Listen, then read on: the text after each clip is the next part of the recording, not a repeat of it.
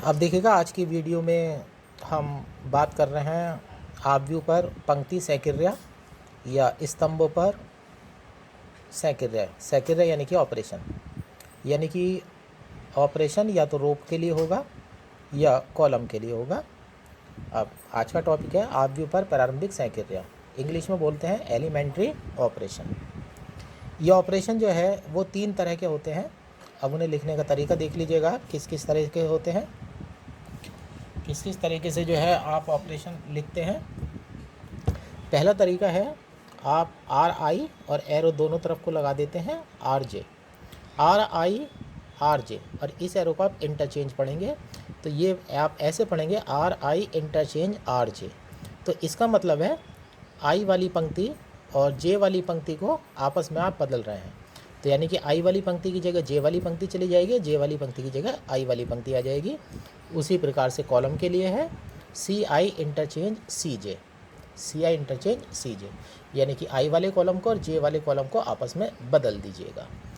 दूसरे प्रकार का ऑपरेशन है R I tends to k R I, R I tends to k R I, या आर आई चेंज भी पढ़ सकते हैं, R I change k R I.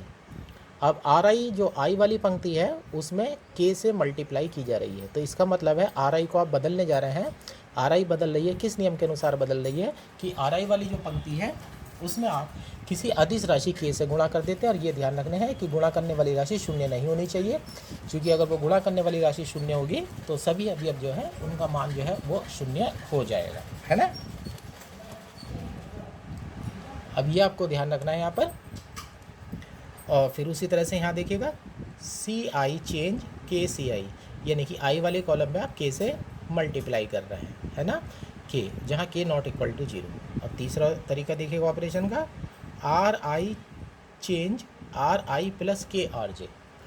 अब इसका मतलब क्या है, आर आई चेंज, आर आई को बदल दीजिएगा। कैसे बदल दीजिएगा, आर आई प्लस के आर जे, यानी कि जे वाली जो पंक्ति है उसमें आप के से मल्टीप्लाई करिएगा और उसे आर आई में जोड़ दीजिएगा, यानी कि जे वाली पंक्ति में के से गुणा करने के बाद उसे आर आई वाली पंक्ति में जोड़ा जा रहा है। उसी प्रकार से यहाँ देखिएगा कॉलम के लिए ऑपरेशन है सी I change C I plus के सी जे। अब इसका मतलब है सी आई चेंज, यानी कि सी आई को आप बदलने जा रहे हैं। किस प्रकार से बदलने जा रहे हैं, सी आई प्लस के सी जे, यानी कि जे वाला जो कॉलम है उसमें के से गुणा करने के बाद आप सी आई आई वाले कॉलम में उसे जोड़ दीजिएगा और वो नया सी आई आपको प्राप्त हो जाएगा। ध्यान वही रखना है कि गुणा करने वाली राशि जो है वो 0 नहीं होनी चाहिए। इसके बाद नेक्स्ट टॉपिक आता है व्युत्क्रमणीय आव्यूह। व्युत्क्रमणीय आव्यूह यानी कि इंग्लिश में इन्वर्टेबल मैट्रिक्स, है ना। होता क्या है, व्युत्क्रमणीय आव्यूह होने के लिए जरूरी है जिस आव्यूह का आप व्युत्क्रम देखने जा रहे हैं वो आव्यूह एक वर्ग आव्यूह होनी चाहिए, पहली बात शर्त है। अब परिभाषा देखिएगा, यदि ए कोई वर्ग आव्यूह n कोटि का है तो इसी कोटि का एक आव्यूह b इस प्रकार होना चाहिए कि, इस फार्मूले पे ध्यान रखिएगा, A B is equal to I is equal to B A, यानी कि आपके पास कोई आव्यूह ए था n कोटि का और कोई अन्य आव्यूह आपने इस प्रकार से लिया जिसका नाम बी दिया, वो भी n कोटि का होना चाहिए और उनके अंदर गुण ये होना चाहिए कि ए की बी से गुणा करें या बी की ए से गुणा करें तो आइडेंटिटी मैट्रिक्स यानी कि तत्समक आव्यूह प्राप्त हो जाना चाहिए। इसे दूसरे शब्दों में आप ये भी कह सकते हैं कि अगर समान आव्यूह समान कोटि के 2 आव्यूह का गुणनफल तत्समक आव्यूह के बराबर हो जाता है, 2 समान कोटि के आव्यूह का गुणनफल तत्समक आव्यूह के बराबर हो जाता है, तो ऐसी स्थिति में एक आव्यूह दूसरे आव्यूह का इन्वर्स कहलाता है, यानी कि उसका व्युत्क्रम कहलाता है। बस ये आ जाएगा। इस स्थिति में b को a का व्युत्क्रम कहते हैं। इसे a इन्वर्स, यहाँ ध्यान दीजिएगा, इसे a इन्वर्स से प्रदर्शित करते हैं। इसे a की पावर -1 नहीं पढ़ना है, ध्यान रखना है, इसे a की पावर -1 नहीं पढ़ना है, इसे a इन्वर्स पढ़ना है ना, से प्रदर्शित करते हैं, यानी कि जो इन्वर्स है उसे पावर -1 से लगा करके प्रदर्शित कर सकते हैं। जैसे कि आपका प्रतिलोम वृत्तीय फलन में साइन इन्वर्स था, कॉस इन्वर्स था, उसी प्रकार से यह आव्यूह का इन्वर्स है जो पावर -1 से प्रदर्शित होता है। अब b की जगह b को हम दूसरे रूप में a इन्वर्स लिख सकते हैं, तो परिभाषा इस प्रकार से बन जाती है, गुण a inverse equal to I is equal to a inverse a। तो यानी कि आपकी परिभाषा ये कहती है कि अगर दो आव्यूह का गुणनफल आई यानी कि तत्समक आव्यूह हो जाता है तो एक आव्यूह दूसरे आव्यूह का इन्वर्स कहलाता है। इस स्थिति का पालन करने वाला वर्ग आव्यूह ए का व्युत्क्रमणीय आव्यूह कहलाता है। वही बात ऊपर लिखी गई है। फिर उसके बाद प्रमेय आती है, यदि किसी वर्ग आव्यूह के व्युत्क्रम का अस्तित्व होता है तो वह व्युत्क्रम अद्वितीय होता है। अब ये प्रमेय हमसे ये कह रही है कि कोई आव्यूह अगर आपके पास वर्ग आव्यूह है और उसके अंदर प्रॉपर्टी ये है, इसके अंदर ये गुण है कि उसका इन्वर्स उपस्थित है यानी कि उसका प्रतिलोम उपस्थित है, तो उस आव्यूह का जो किसी भी आव्यूह का वर्ग आव्यूह का प्रतिलोम अगर उपस्थित होता है तो वह अद्वितीय होता है, यानी कि उस जैसा दूसरा नहीं होता है। इसका मतलब है कि यानी कि अगर आप कोई कहने लगे कि किसी आव्यूह के दो इन्वर्स हैं तो उसे कह देना ये असंभव है।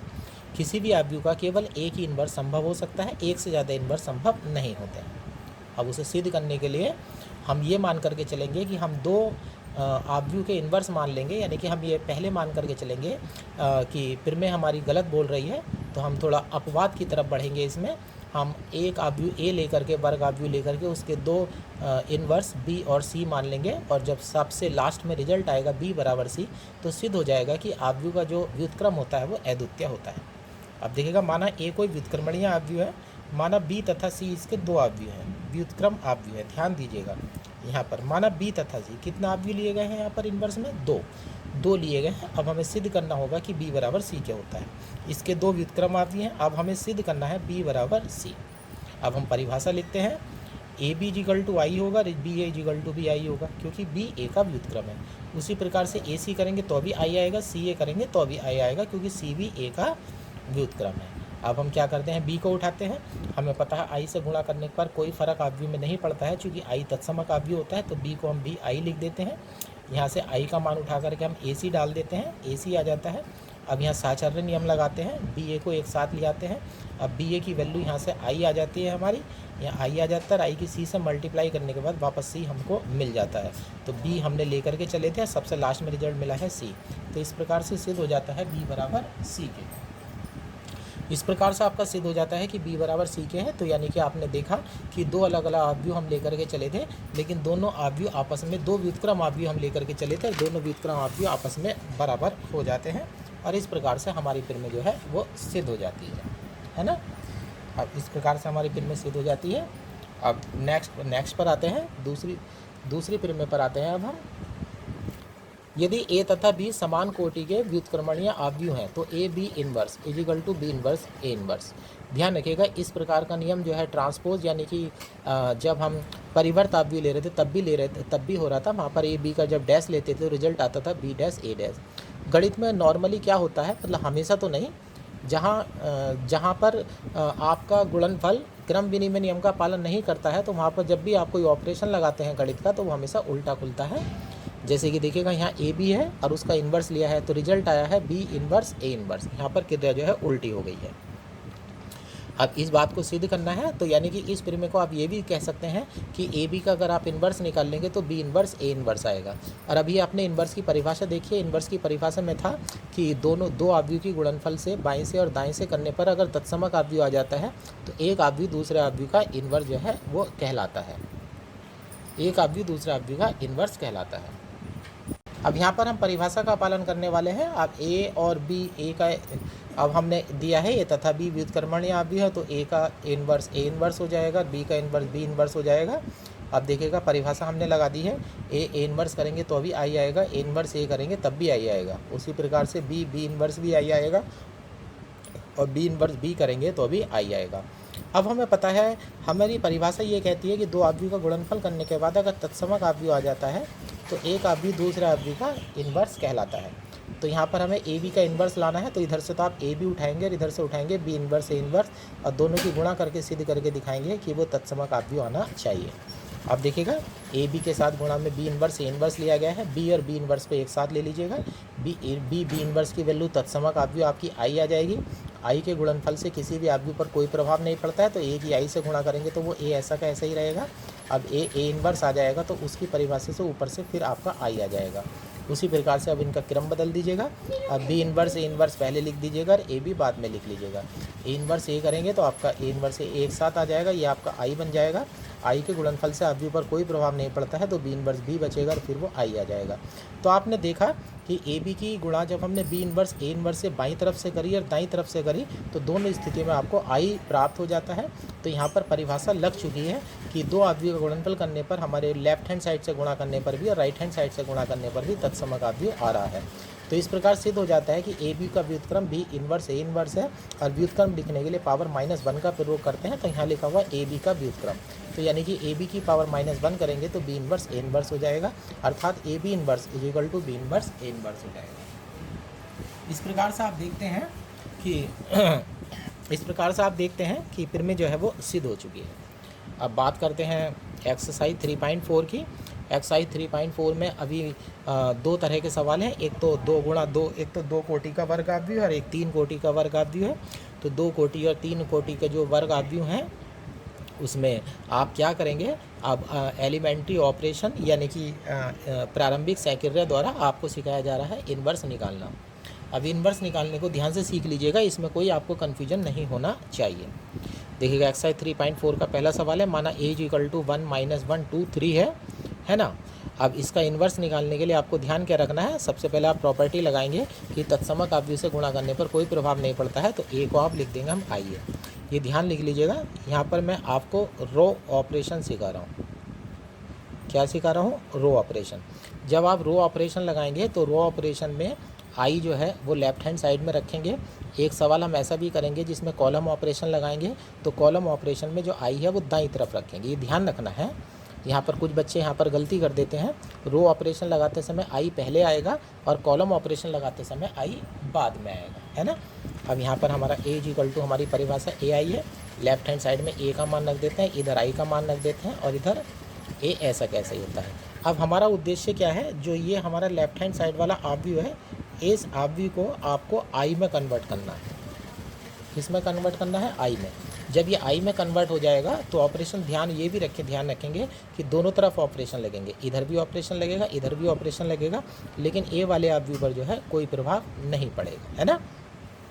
जब ऑपरेशन लगाएंगे, अब इस वाले अवयव को बाएं वाले अवयव को तत्समक अवयव में बदलना है, तो आपको विकर्ण पर 1 चाहिए, है ना, और बाकी सब जगह 0 चाहिए। तो किसी भी विकर्ण के किसी भी अवयव को आप ले सकते हैं। ये 11 और ये 22 यहाँ पर 2 अवयव हैं।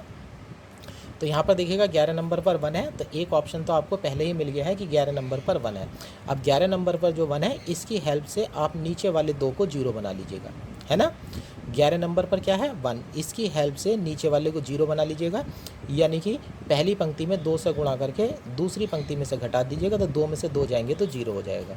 अब हम यहाँ देखिएगा क्या लिखने जा रहे हैं, R2 चेंज R2 - 2R1, यानी कि पहली वाली पंक्ति में आप 2 से गुणा करके R2 में से घटा दीजिएगा। अब ये ऑपरेशन इस वाले अवयव में भी लगेगा और इस वाले अवयव में भी लगेगा। अब ये आपका नया अवयव जो है वो तैयार हो जाते हैं। अब यहाँ देखिएगा, ये आपका तत्समक अवयव यानी कि आइडेंटिटी मैट्रिक्स का पहला कॉलम जो है आपका तैयार हो गया है। अब दूसरे कॉलम के बारे में बात करने जा रहे हैं। अब यहाँ देखिएगा 22 नंबर पर, देखिएगा 22 नंबर पर पड़ा हुआ है 5। अब इसे किस में बदलना है? 1 में बदलना है। तो इस दूसरी पंक्ति को 5 से डिवाइड कर देंगे, यहाँ 0 हो जाएगा, यहाँ 1 हो जाएगा, -2/5 हो जाएगा और यहाँ 1/5 हो जाएगा। अब दूसरी पंक्ति को हमने 5 से डिवाइड कर दिया है और ये हमारा नया अवयव आ गया है।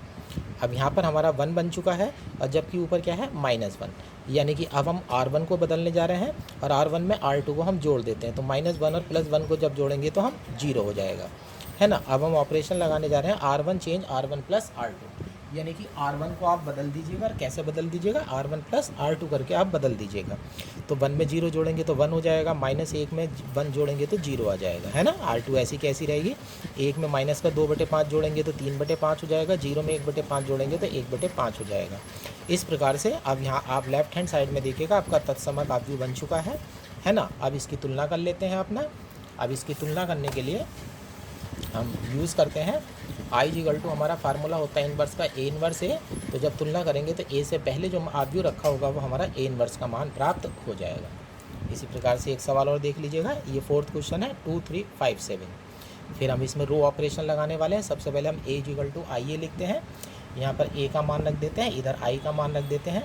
अब 11 नंबर पर 1 बनाना है। क्या बनाना है 11 नंबर पर? 1, जबकि क्या है 2।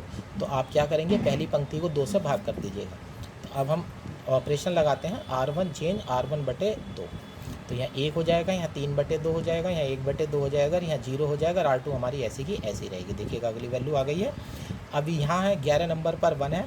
11 नंबर की हेल्प से इसके नीचे जो अवयव पड़ा हुआ है 5, इसे हम शून्य में बदलने जा रहे हैं। तो इसे हम 5 से गुणा करके इसमें से माइनस कर देते हैं, तो 5 में से 5 जाएगा 0। तब हम ऑपरेशन लगाने जा रहे हैं R2 change R2 minus 5R1, यानी कि आप R2 को बदल दीजिएगा। और कैसे बदल दीजिएगा? R1 में 5 से गुणा करके R2 में से घटा दीजिएगा। अब ये ऑपरेशन लगा करके हमारे दोनों अवयव जो है परिवर्तित हो जाते हैं। अब यहाँ देखिएगा 22 नंबर पर देखिएगा, ये भी विकर्ण का अवयव है जहाँ की मुझे 1 चाहिए। अब विकर्ण का अवयव है माइनस का 1/2।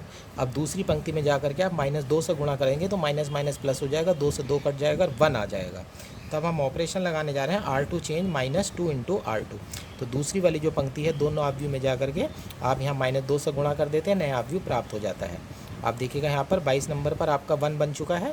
22 नंबर पर 1 बन चुका है। अब इस 1 की हेल्प से ऊपर 3/2 को 0 बना देंगे, तो 1 को 3/2 से गुणा करके R1 में से घटा देंगे। तब ऑपरेशन लग जाता है R1 change R1 minus 3/2 R1, और ये आपका तत्समक अवयव बन जाता है। ये आपका इन्वर्स आ जाएगा। आप I = A इन्वर्स A से तुलना कर लेंगे और A इन्वर्स का मान आपको ये प्राप्त हो जाएगा, है ना। तो ये 2/2 का 2 सवाल हो गया। अब एक ऐसा सवाल देखते हैं। अब हर वर्ग अवयव का इन्वर्स नहीं होता है, यानी कि प्रत्येक वर्ग अवयव का व्युत्क्रम संभव नहीं है। अब एक ऐसा क्वेश्चन आपको कराया जा रहा है जिसमें आपको व्युत्क्रम नहीं प्राप्त होगा। अब देखिएगा एक्सरसाइज का 14वां क्वेश्चन उठाया गया है ये। अब माना A = अवयव को मान लेते हैं यहाँ पर। अब देखिएगा यहाँ पर ये 11 नंबर पर 2 है, तो पहला प्रयास क्या है हमारा? 11 नंबर पर 2 की जगह हमें 1 बनाना है। तो मैं पहली पंक्ति को 2 से भाग कर देता हूँ, तो यहाँ 1 हो जाता है, यहाँ 1/2 हो जाता है, 1/2 हो जाता है, 0 हो जाता है। अब इस 1 की हेल्प से इस 4 वाले अवयव को 0 बनाना है, तो इसमें 4 से गुणा करके R2 में से घटा देते हैं। तो ऑपरेशन लगा देते हैं R2 change R2 minus 4R1। जब हम ये ऑपरेशन लगाते हैं तो 4 में से 4 जाएगा 0, यहाँ 4 से जब गुणा होगी तो 2 दूनी 4 होगा, 2 में से 2 जाएगा तो 0। अब यहाँ देखिएगा R2 वाली पूरी पंक्ति किस में बदल चुकी है? शून्य अवयव में बदल चुकी है। जबकि आपका उत्तर तब आता है जब लेफ्ट हैंड साइड वाला अवयव तत्समक अवयव बन जाता है। लेकिन किसी भी पंक्ति के अगर किसी भी अवयव के पूरी पंक्ति में 0 बन जाए या पूरे कॉलम में 0 बन जाए तो आप उसे तत्समक अवयव में परिवर्तित नहीं कर सकते। ऐसी स्थिति में कहते हैं कि इस अवयव का व्युत्क्रम संभव नहीं है। अब हम यहाँ लिख देते हैं, यह LHS में अवयव की दूसरी पंक्ति शून्य बन चुकी है। अब इसे तत्समक अवयव A में नहीं बदला जा सकता, इस कारण दिए गए अवयव का व्युत्क्रम संभव नहीं है। तो आपने 2 सवाल रो ऑपरेशन के देखे। एक सवाल आपने रो ऑपरेशन से ऐसे देखा कि उसमें व्युत्क्रम नहीं आ रहा है। अब एक मैं 2/2 का एक कॉलम ऑपरेशन भी बता देता हूँ। ये 13वां क्वेश्चन है, आप भी दे रखा है। अब इसमें मैं कॉलम ऑपरेशन लगाने जा रहा हूँ, जैसे कि अभी पीछे वाले सवाल में रो ऑपरेशन लगाया था। अब मैं इसमें कॉलम ऑपरेशन लगाऊंगा। अब देखिएगा I मैंने दाईं तरफ रखा है। ध्यान रखना है, जब रो ऑपरेशन से आप क्वेश्चन कर रहे होंगे तो I लेफ्ट में आएगा, और जब कॉलम ऑपरेशन से क्वेश्चन कर रहे होंगे तो I जो है राइट में आएगा। अब इधर मैंने A की वैल्यू रख दी है और इधर I की वैल्यू रख दी है। तो जिस प्रकार से आप कॉलम ऑपरेशन पहले वाले क्वेश्चन में रो ऑपरेशन लगा रहे थे, उस प्रकार से अब आप जो है यहाँ पर कॉलम ऑपरेशन लगाएंगे, है ना। अब देखिएगा सबसे पहले 11 नंबर पर देखिएगा, 11 नंबर पर मेरा 2 है, तो ध्यान रखना है कॉलम ऑपरेशन लगाने हैं। अब तो मैं पहले कॉलम को 2 से भाग कर देता हूँ, यहाँ 1 हो जाएगा, यहाँ माइनस के 1/2 हो जाएगा, इधर 1/2 हो जाएगा, इधर 0 हो जाएगा। देखिएगा ये हो गया है। अब इस 11 नंबर पर आपका 1 बन चुका है। पहले अब रो ऑपरेशन में क्या है, नीचे वालों को 0 बना रहे थे ना, अब दाएँ वालों को 0 बनाना है। अब कॉलम वाइज चलेंगे। अब यहाँ देखिएगा, यहाँ पर क्या करते हैं, अब यहाँ पर 1 है और यहाँ पर है -3। इसे 3 से गुणा करेंगे पहले कॉलम को और दूसरे कॉलम में जोड़ देंगे, तो हमारा ऑपरेशन हो जाता है C2 चेंज C2 + 3C1। तो 3 से गुणा करके -3 में जोड़ेंगे तो 0 हो जाएगा, ये -3/2 हो जाएगा। 2 में जब -3/2 जोड़ेंगे तो घट करके आपका 1/2 आ जाएगा। यही ऑपरेशन इधर भी लग जाएगा। अब देखिएगा यहाँ पर 11 नंबर पर 1 बन चुका है और यहाँ पर जो है 0 बन चुका है। तत्समक अवयव का पहली पंक्ति आपको मिल चुकी है। यहाँ पर आपको ये ध्यान रखना है, जब आप रो ऑपरेशन लगाते हैं तो तत्समक अवयव के कॉलम प्राप्त होते हैं, और जब आप कॉलम ऑपरेशन लगाते हैं तो तत्समक अवयव की आपको पंक्ति प्राप्त होती है। ध्यान रखना है, उल्टा होता है, यानी कि रो ऑपरेशन से तत्समक अवयव के कॉलम बनते हैं और कॉलम ऑपरेशन से तत्समक अवयव की पंक्तियाँ बनती हैं। आप देखिएगा 22 नंबर को लेता हूँ मैं। 22 नंबर पर मेरा क्या है, 1/2। अब इसे मुझे 1 में बदलना है, तो C2 वाले कॉलम को मैं 2 से गुणा कर देता हूँ। यहाँ 0 हो जाएगा, यहाँ 1 हो जाएगा, यहाँ 3 हो जाएगा, यहाँ 2 हो जाएगा। इधर भी ऑपरेशन लग गया, इधर भी ऑपरेशन लग गया है। अब इस 1 की हेल्प से इसे 0 बनाने जा रहे हैं, अब इस वाले को 0 बनाने जा रहे हैं, तो यहाँ पर 1/2 से गुणा करके इसमें जोड़ दीजिएगा, तो C1 change C1 plus C2/2। अब इधर आपका तत्समक ऑब्व्यू आ जाता है, इधर ऑपरेशन लग करके नया ऑब्व्यू बन जाता है। अब फार्मूले से तुलना कर देते हैं, आप I = A इनवर्स से तुलना कर देते हैं और ये हमारा A इनवर्स का मान आ जाता है। तो इस प्रकार से आपको सिखाया गया कि 2 × 2 के 2 कोटि का वर्ग ऑब्व्यू अगर है तो उसका इनवर्स जो है किस प्रकार से निकालना है। जो नेक्स्ट वीडियो होगी उसमें 3 × 3 कोटि का वर्ग ऑब्व्यू बताया जाएगा। वो सवाल थोड़ा सा वेरी इंपॉर्टेंट क्वेश्चन होता है। 2 ऑब्व्यू का तो क्वेश्चन खैर बच्चों का खेल होता है, क्योंकि उसमें 2 जगह 1 बनाना होता है और 2 जगह 0 बनाना होता है। ठीक है, नेक्स्ट वीडियो में आपको 3 × 3 कोटि का आपको इनवर्स निकालना सिखाया जाएगा।